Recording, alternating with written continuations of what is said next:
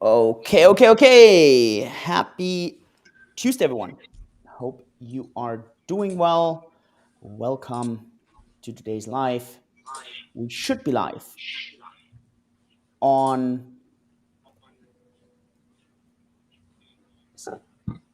I, for some weird reason, Fabio, I can hear myself on this computer, and I don't know what to do about it. Now it worked. Okay. Now I hope the audio is good and you can hear me. And everything seems to be working. Great. Happy Tuesday, everyone. Welcome to today's live.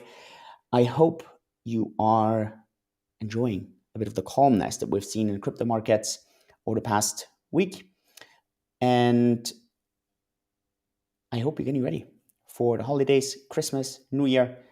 And what we want to discuss today, Fabio and myself, is reflecting a bit on 2022. Now, we're going to do this in a very special format. I have no clue what Fabio's points are going to be. I didn't share it. I didn't share mine. He didn't share his. And so we just kind of worked out a few kind of questions, and everyone is going to bring up an answer about the crypto markets and then a cake topic. So, for example, biggest lesson 2022, biggest surprise, biggest achievement, biggest highlight, who was the biggest villain, who was the biggest hero, who was the biggest disappointment, what was the biggest setback, biggest regret, and then I don't know, maybe we can start off with one word for 2022. And again, we haven't shared any of that with each other, so it's going to be quite interesting to see what Fabio's going to share, what I'm going to share. Um, we're going to try to do that for the crypto markets. We're going to do it for Cake, and that's going to be the 2022 reflection episode, and then we're going to be doing a 2023 preview episode in the new year. So if you haven't done so already here on YouTube, I hope you have clicked subscribe and you click the bell icon, and on Twitter as well. You're following us so that you do not miss any of the good stuff. Fabio, how you doing? Hey guys, I'm doing great. It's either I'm aging faster or in crypto the time just moves slower. But it was a crazy year. If I think back to January, it feels like it was 10 years ago, but it's not even 12 months. It's completely crazy how fast the time moves and how many things have happened. I don't even know at what price we started the year. I think around 45 Yeah. fish, Yep. something around that. Yeah. Mid Uh, 40.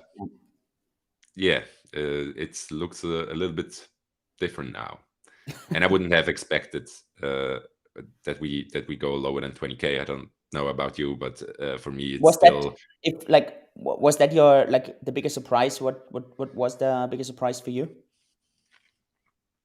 I guess it's a combination of two. I expected we were going a lot higher. I was expecting us to go into the six figures, and I would never have guessed that we break the 200 weekly moving average and go below it and stay below it for a while, and also that we broke the old all-time high.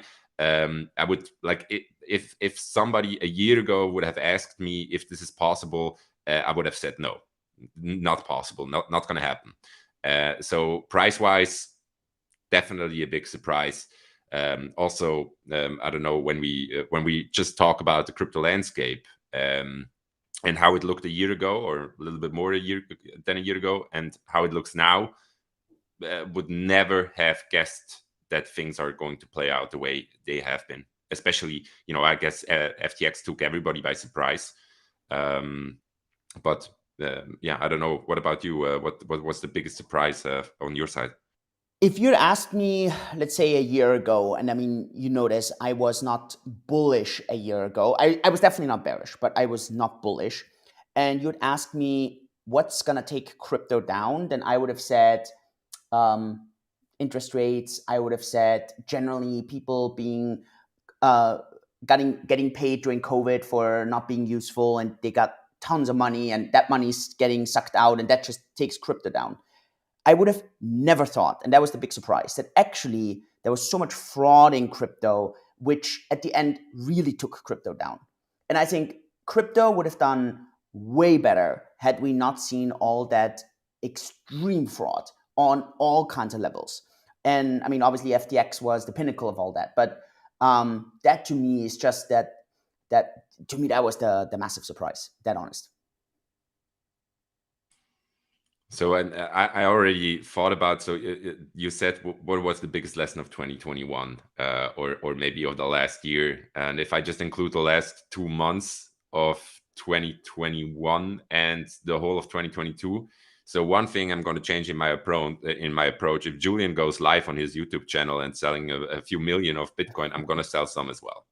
I remember that day very, very vividly because on that day, I had several conversations. We were around 65K, ETFs came in and things like that. Everybody was super bullish.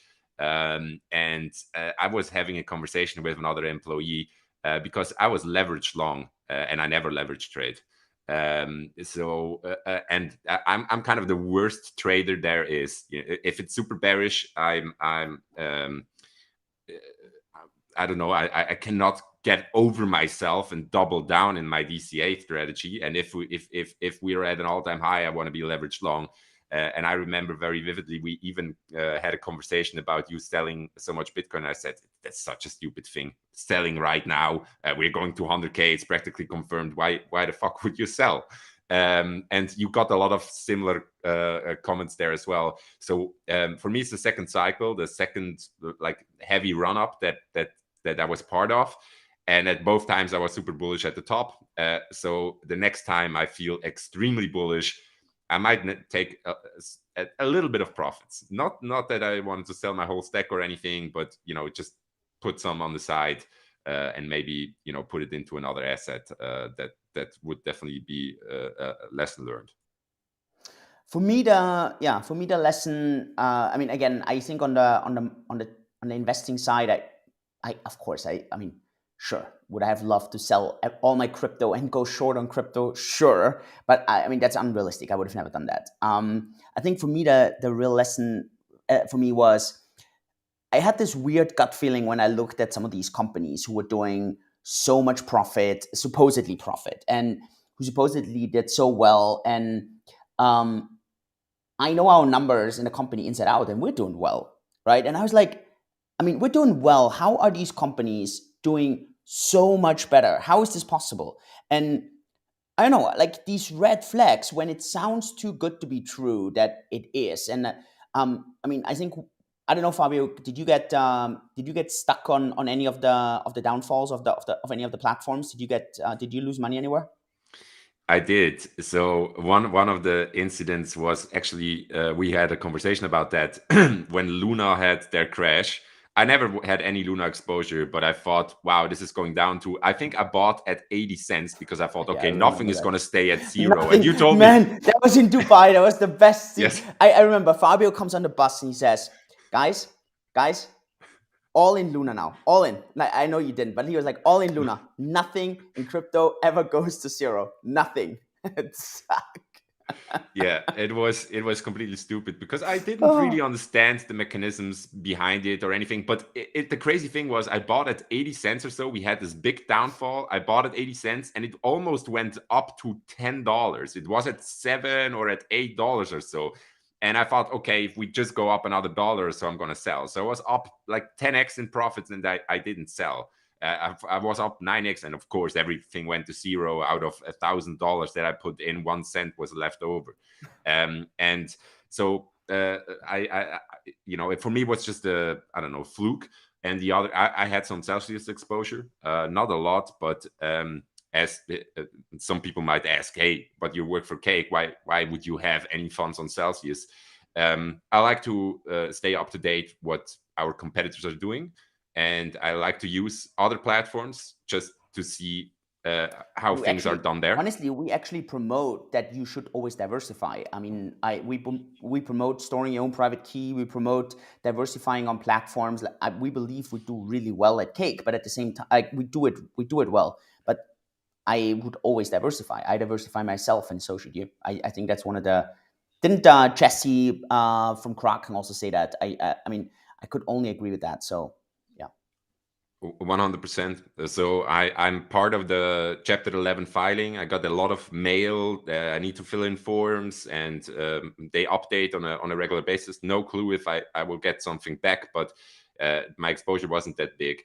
And on FTX, funny thing is, I'm a big Kraken guy. I'm a big fan of Kraken. I'm probably 5-6 years that I'm a customer there, and never had any issues. And so during early 2020, I had a lot of conversations where people were asking, hey, what's the best exchange to trade, to buy, to sell? And I was always recommending Kraken. And a few times on Twitter and on Telegram, I actually got into a discussion, almost a fight, where people were saying, hey, you're stupid, you should go to FTX. They have even lower fees. And I was like, how is this even possible? Like, Kraken is such a good exchange. They have such low fees. And everybody was saying, yeah, FTX are even better. And luckily, I signed up for FTX, but I never used it. So I kind of ditched the bullet there. What about you? Yeah. Did you have any exposure or nothing? Zero. Nothing material. Yeah. I mean, I think on FTX I had some, like I can't remember, sense of, I don't even know where I had this coin from. Maybe they did an airdrop or something. I never used Celsius. I've never used BlockFi. Yeah. So I was no, also the company zero material, like no material exposure. So it's tricky to say zero, because if there's like an airdrop or something, or if there's like 10 cents of funds and you say zero, then it's incorrect. So I always have to say non-material exposure. No, definitely lucky. But again, that was incredible kind of lesson there for me. Now 100%. Do you think with all that, I don't know, what would be the one word how 2022 crypto is gonna stay for you?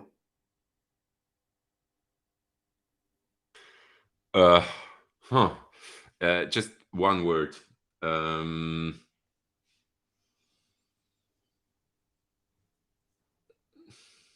Let me go first. I say cleanup. Cleanup. Yeah. So there is a meme that I shared it in the presentation, and I came across it on Twitter. And what makes me sad, it's not really one word, but it's a meme that really speaks for how I feel. Is we have so many people at Cake and so many people in this industry that are here, and we want to do good.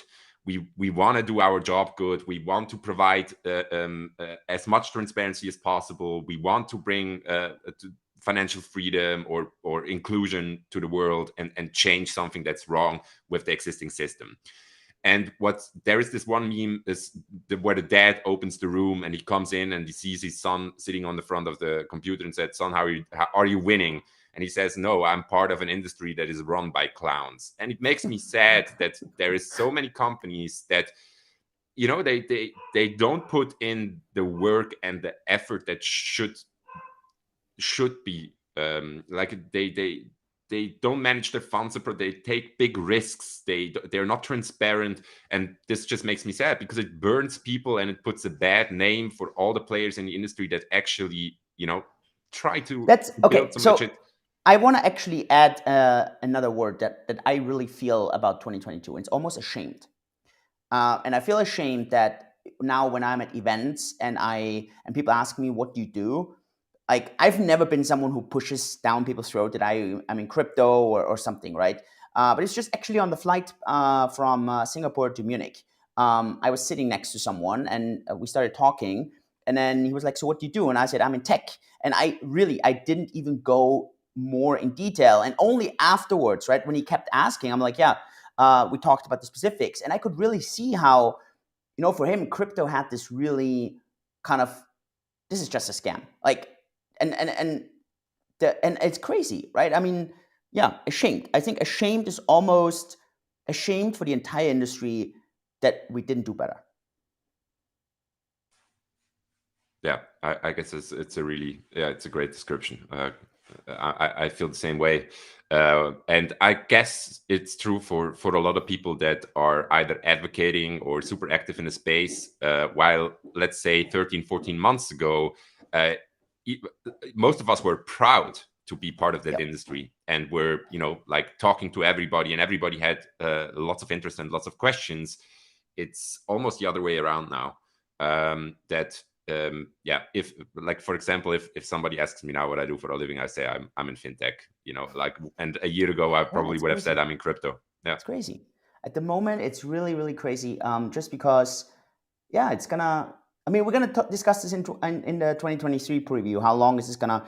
Maybe let's take this now. How long do you think it's gonna take until like that industry recovers, in that, like, the average person out there doesn't think this is a total joke run by clowns, but actually people see this as a legitimate thing again? So in my mind, everything is connected to price. This is just how people work. This is I if I would need to make a prediction, gun to my head, I would say end of Q1, end of Q2, that we kind of go into the direction of a bottom. It all depends, of course, on macroeconomic factors like the Fed, but it's a realistic time horizon. Let's say super end of Q1 or beginning of Q2 ish, that we see a bottom, not really a recovery in price, but it can take from there on. It could take a year, maybe a little bit less, maybe a little bit more, for price to start rising again. And not in the beginning. People will still they will see disbelief. It's going to be disbelief. Oh, it's just a soccer rally. This rally doesn't have legs. And it's probably going to take another 6 months for the public, for the media, for everybody to pick it up and say, oh, maybe this is real. Maybe there is something left over. Maybe this has legs. And then we're going to all go all over again into the next cycle. And I have some theories what the next big thing might be. We had NFTs and metaverse and Web3 the last cycle, meme coins. I have a few ideas on what could be next. I don't know what you think. Identity. I'm 100% sure that the next narrative for a lot of chains and a lot of blockchains is going to be identity, and in cooperation with some governments, maybe not, but I could definitely foresee. Vitalik talked about that a lot, huh? Yeah. Yeah, there's a lot of people, especially in the Ethereum community. It's definitely something that's discussed very vividly. There is not really projects or solutions yet on how to do this, but there's a lot of people working on it, and it's a big market. So I could definitely see the markets trending in that direction. What about you? When do you think we could see a trend change? I mean, I actually believe we're going to see a trend change from now probably on already, where I would be surprised if we're seeing such strong downward pressure as we've seen this year. I would be really surprised. To me, that would only be possible if we see another massive contagion. I don't know, maybe Genesis cannot get resolved, or I don't know, there's some other thing that's just super incredible. That's just very crazy. But from an entire economy perspective, I just think it's going to be difficult to pump, but I think it's going to be unlikely at the moment that we're going to dump. So I think we're going to see a trend change there. And that trend change is going to be super boring. I think people are going to get frustrated. They forgot about how freaking boring crypto can be, right? When you look in and there's just not much happening, and there's a little bit down and it goes up and you get excited, but the sell-off, it gets sold off right away. So basically just like last week, all these things, right? You get close to 18,000, you start hoping, and then bam, it drops like 6-7%, and you're down again. So I think that trend change is here, and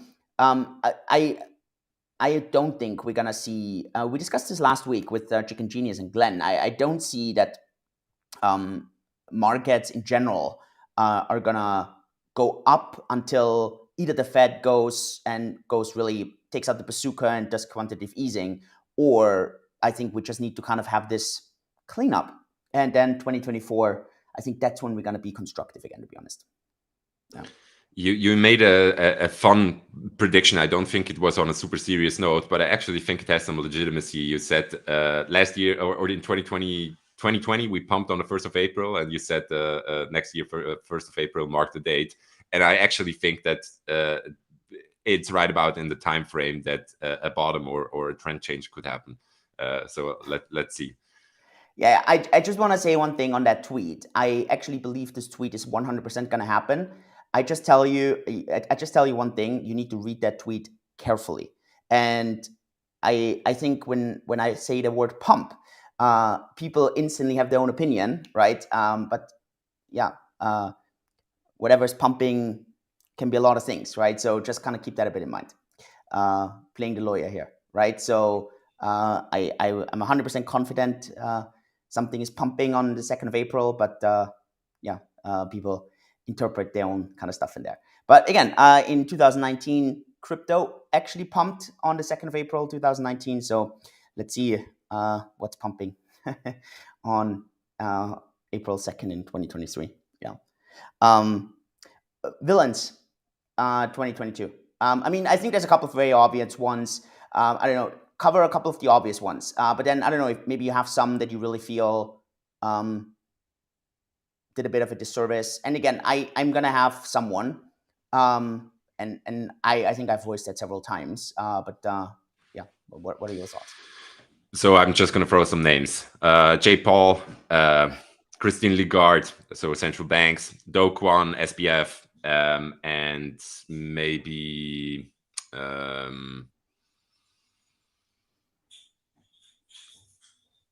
probably those four that affected us the most. Elizabeth Warren, so politicians, central bankers, and maybe bad actors within the crypto space. What about you?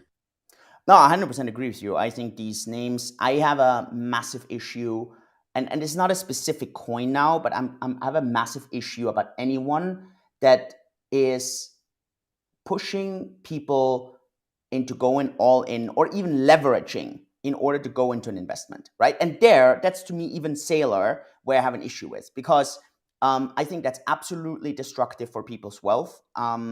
Never leverage, right? I think never invest more than you have, and yeah, going all in into anything, I think is just super dangerous. And so I actually feel these have been some of the major villains. I don't think Sailor is a net negative. I think he's a net positive for crypto. But I think him pushing people into going all in Bitcoin or leveraging and kind of taking out a loan, something, it's just really, really dangerous for a lot of people, right? And I think, and you see this a lot, but you see this in all the coins, right? And to me, that's, you see influencers do this, and that to me is the kind of the stereotype. Because let's be 100% like breaking this down to one fundamental thing, right? The so I used to do like when we had like get-togethers or seminars and so on. I played a game with balls. So there's white and black balls, and people knew that there was a ratio of those balls. For example, it was 5 black balls and 5 white balls, and we would you could bet money, and then someone would grab into that bag and then pull out, and then when they pulled out, it was a white ball. You doubled your bet, and if you pulled out a black ball, you lost the money. And so there was actually a very strategic way to play that game, right? And so it taught you a lot about investing. It was one of the best investment games that I've ever kind of learned, because it was, and it was so, you could do a lot of things. Like you could basically remove all the, like you said that there's 5 balls in there. You had someone check, but then there was actually no white balls in there. There was only black balls. And so the lesson there is, unless you have verified the investment yourself, don't trust someone else talking about an investment, right? And so there's so many great lessons. But the biggest lesson in there is just that when people start losing money, they tend to double down, or they tend to go all in. And the lesson has always been, like, just like in life, you have to survive. And it's the same as investing. And when you leverage, then you just get liquidated. There's nothing left, right? And so if you have no more bullets, there's nothing you can do. And that to me is just, yeah. I've seen this in the stock market this year. I've seen this with influencers. I've seen this with, people who are just so religious about their investment that they said, you need to go all in on this, leverage on this. And I think, to me, that has actually really, really hurt a lot of people. Because otherwise, sure, if you're diversified, you're probably down, I don't know, 40%, if you're diversified, right? Probably down 40% or something. Not the end of the world. I mean, you have been up massively over the last 2 years, right? So you're probably going to do really well. So I think that to me is just, and I just hope people kind of reflect a bit on that, who they listen to, and just become a bit smarter about their investment decisions. But I agree. I mean, I agree with your names 100%. So we actually had an internal conversation, I think, on Monday morning where we briefly touched on influencers, and I would put most of the influencers in the category of villains, because you could really see there were so many people that were consistently shilling leveraged platforms and Yeah. urging people to trade. I the statistics on that are fairly clear. Like 80% or more of the people that participate in these casinos, uh, they leave the table with less money than they came in. It's the same as in a casino. The house always wins. Yeah. So it was definitely not a good year for a lot of influencers. There were a few great ones that haven't been shilling like crazy. But what about heroes? Do you have any heroes or any like actual forces for good? I actually think a couple. I do think, I mean, look, I think Ethereum had a massive kind of push forward in 2022. I think a lot of the Ethereum engineers, I think they did really well. I think on a wider range, all the engineers who just kind of had their head down and just really built stuff and shipped stuff, I think these are definitely the unsung heroes. I think Jesse from Kraken, I think he really kind of stepped up and is doing, yeah, I think definitely really some great work.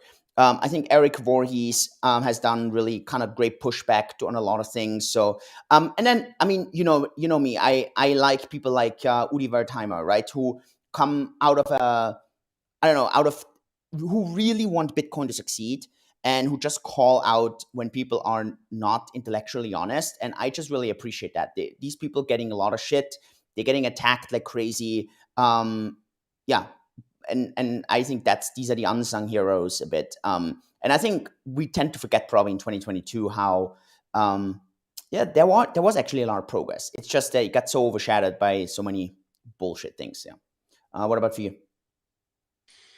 Yeah, Eric Ford, he's definitely I'm following very closely what he does. I really like him. How he's very intelligent and very he has a great approach. How he approaches conflict and discussion is I really admire his approach, and I wish I could do the same. But for me, Mm, Jack Dorsey. mm, It's a little bit twisted with him, but he sees certain things happening. He was really, I guess, unhappy as the CEO of Twitter. He stepped down. He's doing other things now. He's really venturing into Bitcoin mining. He wants to double down on Cash App, and now he's doing Nostr. So I'm following what he does, and I think he has great values. He doesn't want, like, he stands for, he's a force for good. At least he tries to be. Everybody makes mistakes. And I would say the same thing is true for Elon, and especially I what. wanted to ask that. I want to ask. So my question would have been, Elon, after all is said and done, do you think he's going to go down as 2022, him being good or him having been bad? What do you think? So he like you shared this. There's a YouTube video, a speech from Teddy Roosevelt, the man in the arena, Mm, and it's so true for Elon. Like, he stands there, he stands up for what he's believing in. He really is on the forefront. He does the work. He's not afraid of taking risks, and he makes mistakes, a lot of them. And the whole world is watching, like, especially now with Twitter. And oh my God, like, if you are the head of Twitter and making these decisions on who to censor and what to moderate and what is good and what is bad, you're going to make mistakes. And he's such a, like, how he, like, I don't agree with a lot of things that he said and a lot of things that he done, but what he's very transparent about the decisions that he takes. If he made a mistake, he's backpedaling and he says, okay, maybe that was a wrong thing, and I'm trying to do this, or I'm trying to do that. So he's trying to figure these things out. And if people cannot see that this is an admirable approach, that this is actually somebody that wants to be good and do good and makes mistakes along the way, look, I feel sorry for all the people that don't value what Elon does, because he is a force for good. At least he mm, tries to be, and nobody's perfect. And yeah, so I definitely, he's a force. Like, I hate what he's done with Dogecoin and that he's shilling that and all of that. I don't like that at all. And also the 2 days ago or 3 days ago is the moderation that you cannot post links to other socials on Twitter. I don't understand why these things happen, but I guess it's more good than bad. Do you think do you think his poll on him stepping down as CEO, do you think he's actually going to follow up on that? And then do you think answer that first, and then let's see if you have, if there's a follow up there.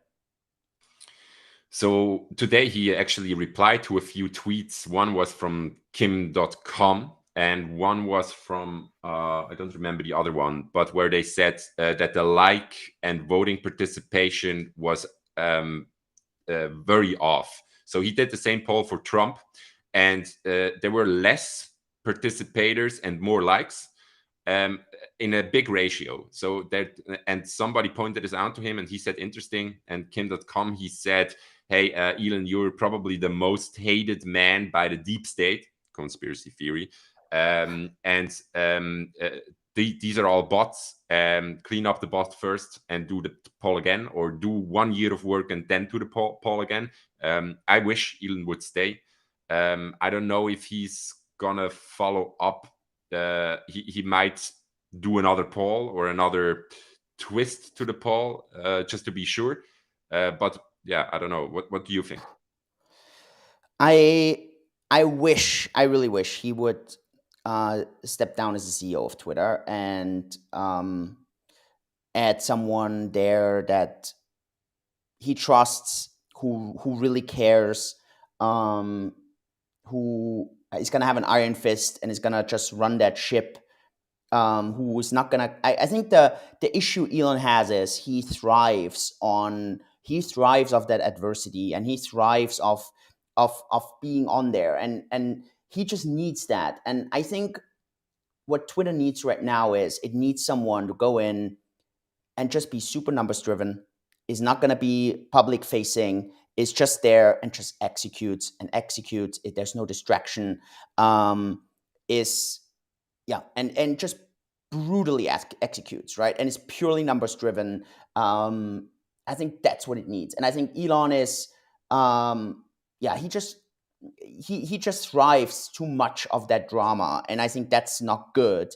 And then sure, I mean, I really think that Twitter is an absolute essential kind of concept today, or platform today for exchanging ideas. I think it's absolutely essential.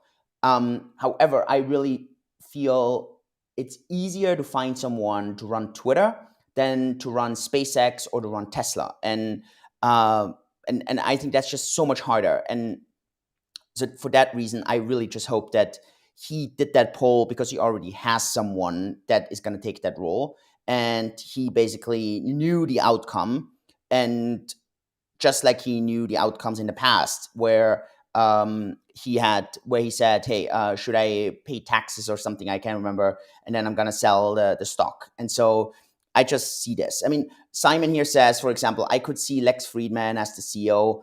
To be honest, Simon, I couldn't see this at all. Lex has zero. He's an amazing podcaster. He's an amazing interviewer. But it's a completely different skill set, right? To run a business of, what does Twitter have? 2,500 employees, and just be ruthless in there as a CEO. And I think it's a completely different thing than,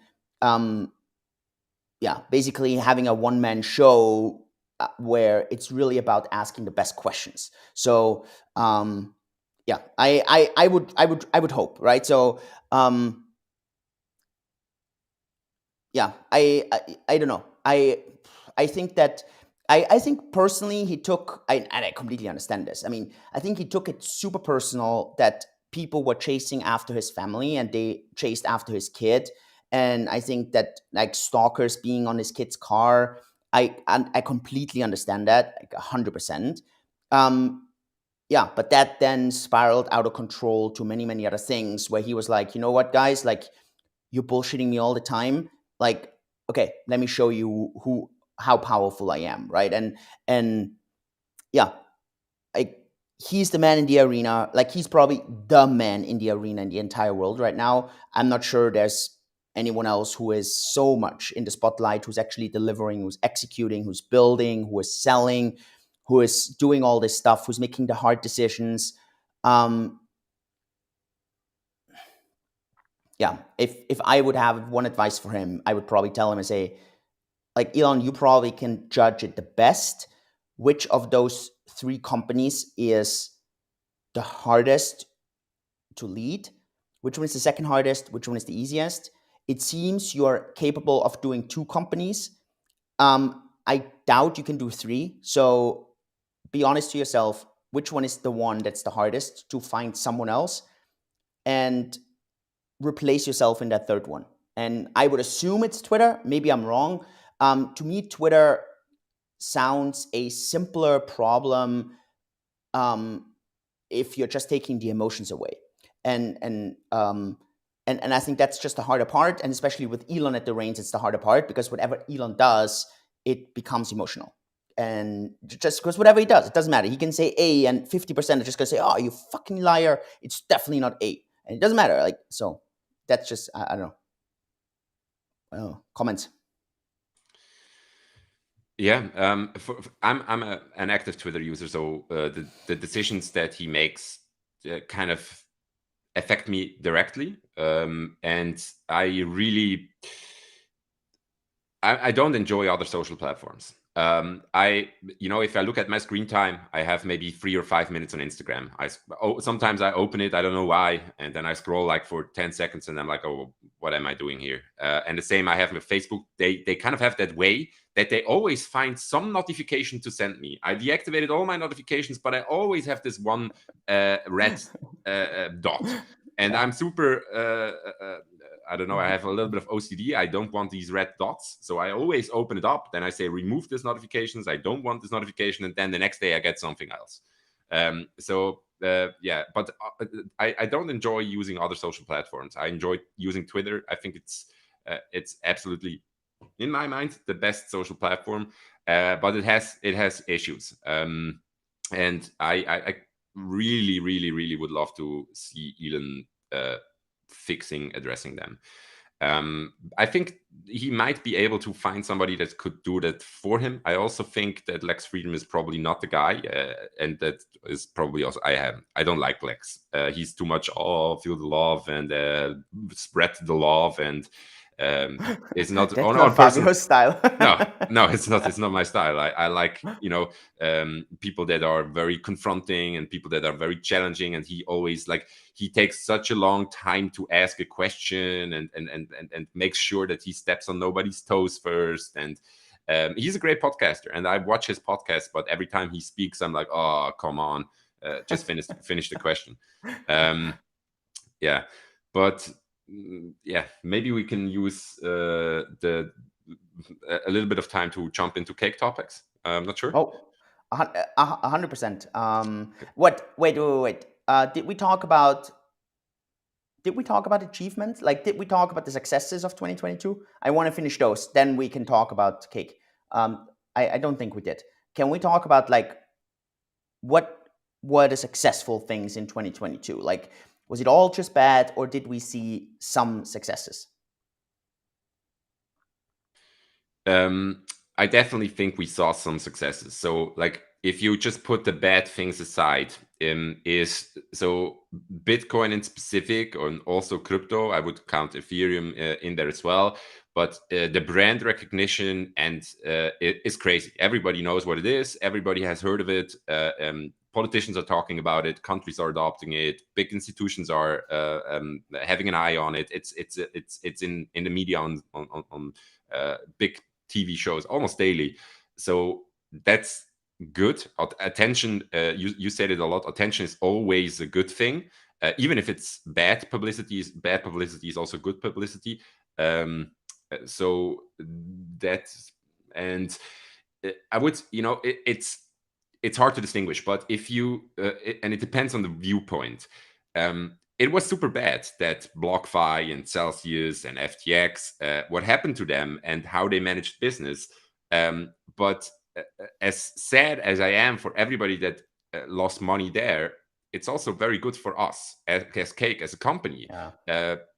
this is a competing industry, and it's nice to sing kumbaya and hold hands, but at the end of the day, these were competitors and they are gone, which puts Cake in a very, very strong position. It's practically the last man standing, and we kind of have I our agree. shit together and a great start for as soon as the trend changes. So I guess what is a great achievement from us as a company, or for me personally, because I'm working for a company, is we kind of stood strong and had great risk management, made great decisions. Some of them were a bit lucky, others were just good preparation. We have a great, yeah. That's probably what I would say is the biggest achievement. Agree. And I think that focus now that, I mean, u-zyn said this so many times where he said, in 2019, no one cared about transparency and now it's so key. And we've always tried to put a strong emphasis on that. And so I actually think, and we're not doing this just because we want to do something that others are not. We're doing it because we believe that this is where a majority of the value comes from customers. And I mean, at the end, that's what blockchain is about. Blockchain is really about being able to see these things for yourself. So yeah, sure, you can trust, but you can also just go and say, hey, let me verify that myself. And I think that's going to be a key kind of theme forward. And I think that's a big success. So yeah, what else stands out for you in 2022 for you at Cake? Um, we so I think our senior human resources guy, Al, he shared that a week ago or so, and it's pretty mind-blowing, but we hired more than 100 people, I think 101, Mm-hmm. 102, Yep, a little something bit like over that. 100. Yep. A little bit over 100. And it's crazy to see where we came from, because when I joined the company, I think it was a dozen people at the company, and things were very, very different.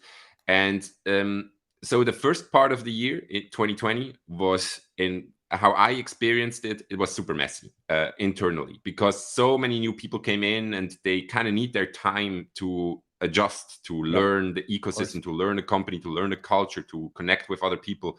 And this was a messy time. Our customers could see that as well, especially in March and in April. We had these issues, for example, with the reward dashboard and the performance of the website, and all of them, they're 100% resolved. But it took time to get us there. And on my side, from a community perspective, I have a lot of overlap with product management and tech side. So I pass forward all the feedback that your guys are leaving on Twitter, on Telegram, on Reddit, and I try to give that forward to the right places.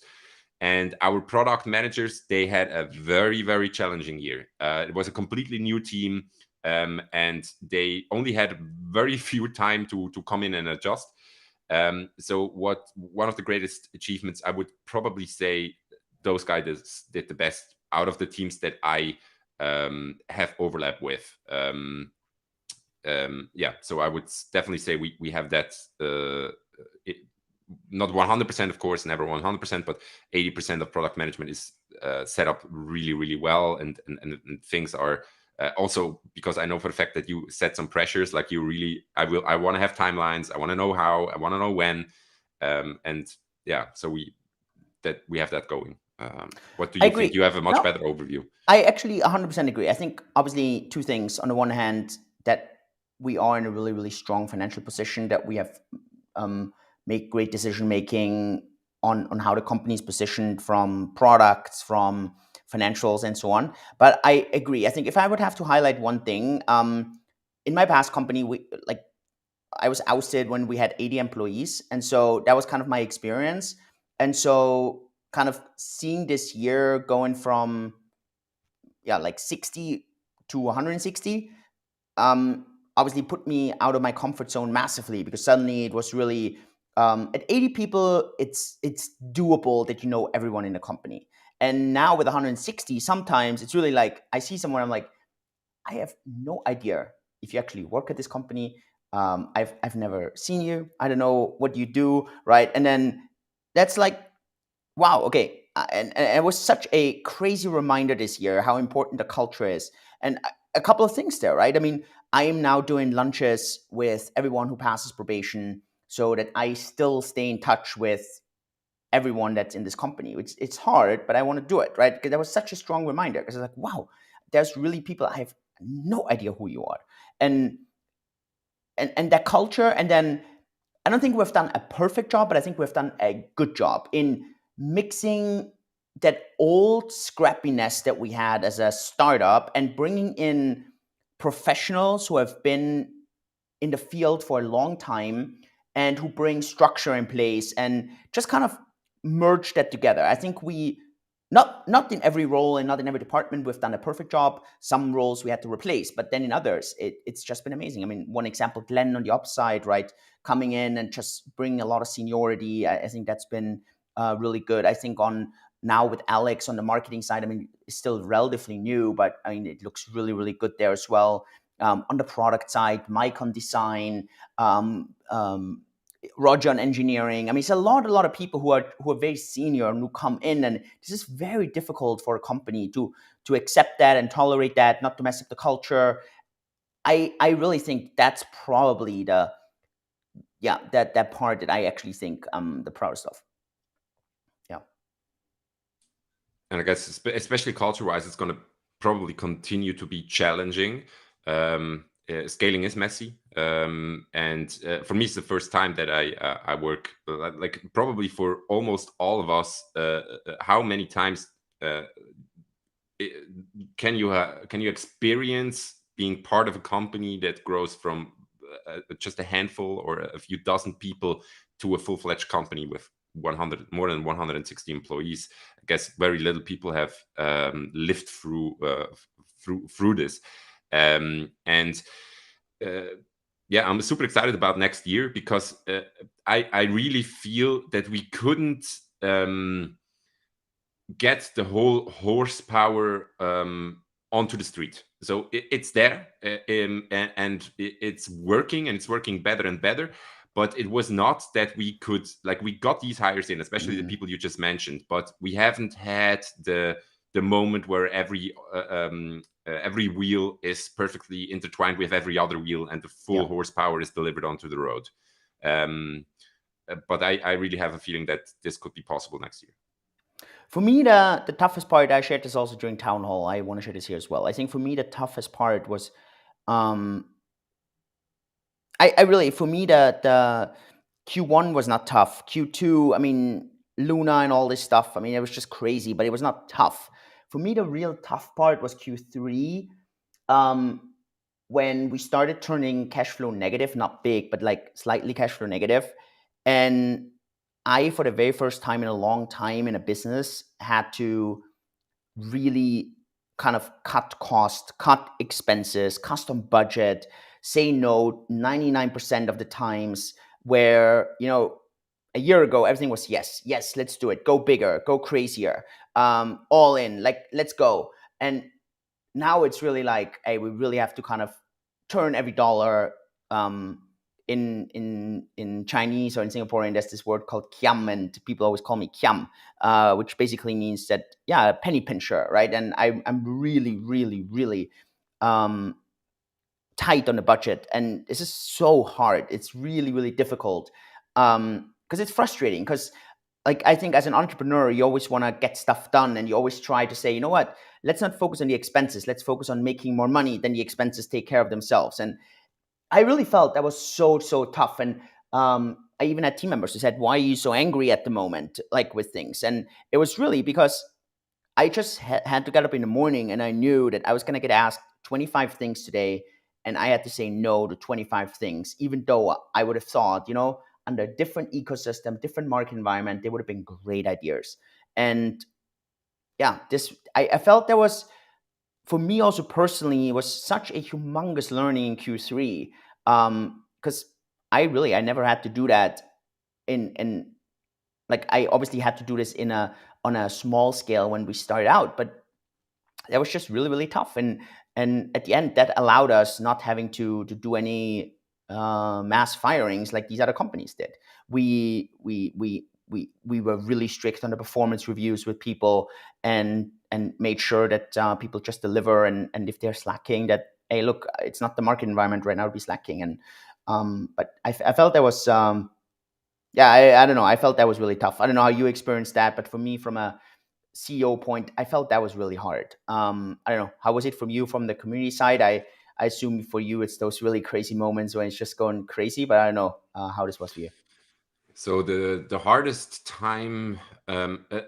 So I've became a community manager at Cake in mid 2020, and this was a time in the market where things were pretty stable. We just had COVID crash, and we went into the summer, and was mostly positive summer. And at the end of the year, things really started to pick off. So it was an easy time. And the first time things got challenging on a community side, of course, we had these dips, but everybody was bullish and everybody think, okay, we're still in a bull market, buy the dip, and everything's great.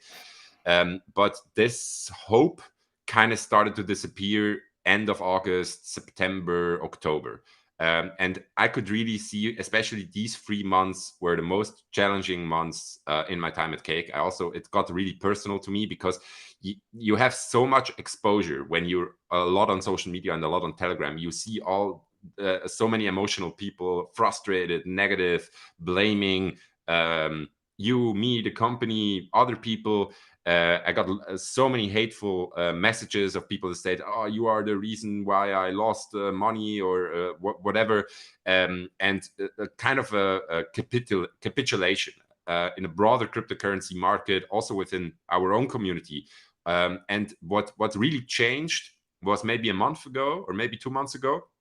Right now, when you go and read the comments underneath a tweet, or when you go into a Twitter space, or in the comment section of a YouTube video, or in Telegram, things are so constructive right now. So all the negative people, I would say the mercenaries, the people that were just here to make a quick buck, they never really followed the progress of the project. They were just here, okay, 10x, 100x, easy, let's go some money in, and I will be out in a few months. These people are gone. The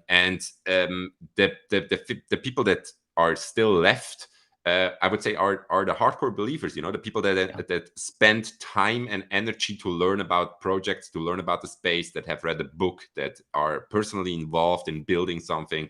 And it's a lot easier to do community management right now, both on the volume side and on the sentiment side. But those 3 months in August, September, and October, they were heavy for me, especially late August, beginning of September. I was very fortunate to have a 9-day, 10-day vacation during the time, and I really needed it. I was really burned out, and the frustration and negativity really got to me on a personal level. So I would say that was the most challenging time. Yeah. What do you feel as an organization we should double down on? Like, because this is something we've done already really well and we should double down on. What are things for next year that we have to step up a notch, improve, do better? So from the beginning, we had Cake was started on the principles of transparency, and back then I guess we were 2 years too early for that. Nobody was thinking that this was important in 2020, but now everybody thinks that this is important. And I think we're doing a great job with our proof of reserves, our transparency page, the reports, and everything surrounding that. And it's not that we need to double down on that, we just need to continue doing that, and providing the transparency that the customers deserve. The thing that I personally feel we need to step up is, and so I would call that providing a flawless operation. And with flawless, I mean, there are certain mini things on the website. For example, we have this 12-hour reward schedule. So on the website, you can see we say that this is an average and so on. But sometimes, as customers know that have been with us for 2 years, sometimes a reward cycle is skipped. It's not that anybody never lost any rewards with us, but sometimes we skip one and then you get double the next time. But a flawless operation would be that there is never a skipped reward cycle, that there is never an issue with an email that is maybe so we had emails that didn't went out on the day that users were expecting them to go out.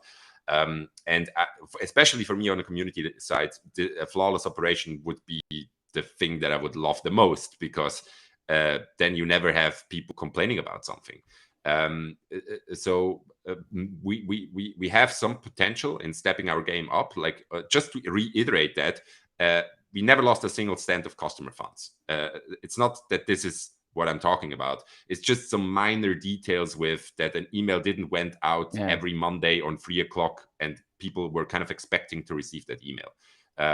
Things like that. 100% agree.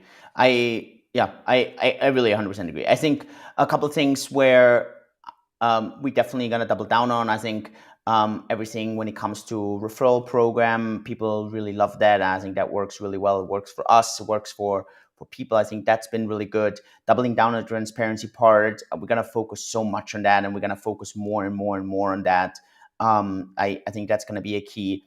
And I agree. I think on the improvement, I think one thing we definitely have to do in 2023 is kind of revamp the entire user experience, because a lot of the products, they just got stacked on top of each other. At some point, it gets like quite messy for a customer. Like, where's this now, and why is this there? And so just to make this super clean, super easy, I think that's gonna be really really important. And then we discussed this before. It's like being scrappy again, understanding that it's like almost like day zero again. Like everything's up for grabs now. There's very few companies that are left, and those are going to be fighting for the pie. And I think it's being scrappy. I think that's at least for me. Maybe with the last few minutes we have left, there's a few exciting things. Some of you know about them, but we are in the process of implementing other ecosystems, and we're gonna share updates on that very very soon. And there is one thing that's personally important to me. So we got a lot of feedback that not everybody's happy with using Telegram and Reddit. So a lot of people were asking to kind of for us to extend our offerings when it comes to community tools. And we're going to do that. Tomorrow we're going live with Discord. And it's similar to Reddit, it's similar to Telegram, just slightly different. Discord has a few perks that other platforms don't have. So if you want to get in touch with us there, a lot of Cake employees are there. It's moderated. We have off-topic channels. We have channels in multiple languages. And shout outs to Ewald and Ferhat here. They did exceptional work in testing this thing and setting this thing up. We have a lot of bots that provide price feeds and other things. It's really nice. More information about that within the next 24 hours. Cool. Yeah, I think people are going to appreciate that. A lot of people have been waiting for that. Yeah. Cool. Nice review episode. I think people are going to appreciate that. Anything else, Fabio, from your side that we need to add? Maybe from a schedule, little. Housekeeping. We have that Twitter space today, and this is the last Twitter space of 2022. We're gonna have 2 weeks, so this is the 27th and the 3rd. We're gonna skip both of them, and then within the first week of the new year, second week of the new year, so this is week from 9 to 15 of January. We haven't confirmed the date yet. There is a chance that the Twitter space is going to happen on Wednesday, maybe on Thursday. We're not 100% sure, but we will start off the new year in that week, both internally and externally, with like a kickoff and plans and preview for the new year. That's from a housekeeping perspective. Also, we're going to slow down a little bit on the community side. So you probably will understand our moderators. We have around 20 moderators that help out in all different kind of languages, and they're 24/7, 365. If you place a question, you will have an answer within 5 minutes. But we want to give them their much needed holidays as well. So on festive days, on holiday days, like the 24th, 25th, and 26th, as well as the 31st, we are going to have a slow mode and night mode where we close down the channel for like 12 hours, just so that everybody can spend time with family and friends. 100%. Well deserved, yeah. And of course, I mean, I also hope that you understand that maybe withdrawals during public holidays or something may take an hour or something longer. We always try to stay within all the limits and process everything as fast as possible. But I do hope that you have a little bit of understanding there as well. But I think that should be kind of pretty straightforward. Cool. Great, Fabio. With that, I think Merry Christmas to everyone and Happy Holidays. Merry Christmas. Yeah, Happy Hanukkah, whatever you're celebrating. Key, then obviously Happy New Year. 2022 was crazy. I think we're all glad it's over and we're starting a fresh new year in 2023. It's clean slate. Yeah, I think that's the key thing. Oh, let there be a green candle in 2023. I guess it's definitely going to be a red one for 2022, but I'm fairly hopeful that that it's would slightly... be very surprising now. Yeah. Oh man, Cool. Cool. Let's make one final prediction. What's gonna be the 1,000 number for Bitcoin? So what's the first 2 digits of Bitcoin? Like really UTC 31st January going into the 1st of Jan. What's the So first this 2 year digits? or next year? No, this year. I know okay. Not yeah. No, we're gonna do 2023. We're gonna do another one. But where do you think? So right now it's 16. So what's gonna be the numbers? Let me say 18. 18. Really? You bullish? Oh wow. It's short-term bullish. Yeah. Okay. Yeah. Nah, I'm expecting lower prices in Q1, okay. but I actually think 15. 15. Okay. Yeah. So slightly, but like slightly down. Yeah. Like okay. Let's see. Cool. Great. Everyone, love you all. Thank you so much for the great support. Thanks so much for being our customers. Stay in control of your financial destiny. And 2022 was crazy. 2023 will be way better. So all the best. Thank you. Enjoy the time with your family and your loved ones. Fabio, thanks so much for this exciting year. It was a great show here as well. And with that, let's close up 2022. See you in the new year. Thanks so much, everyone. I appreciate it. Thank you.